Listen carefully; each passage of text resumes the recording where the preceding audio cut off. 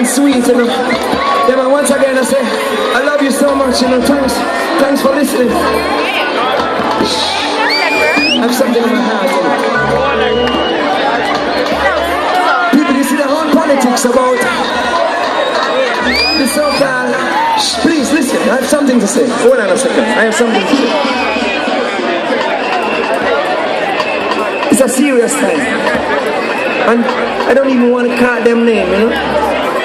But the so-called IS, the so-called terrorists who try to scare us, you know. Let me tell you something, man. Let me tell you something. See, all those people, rascals, we're not afraid of none of you. No time at all. You won't ever get your goal. You never reach a destination. So let me tell you something. To the politicians, you know, they try to bomb down a certain place. It's not about bombing down a place, you know. We have to show the youth love. We have to show them love, you know. So if we show them love, there's no need for anything. You see the so-called religion? I don't disrespect it.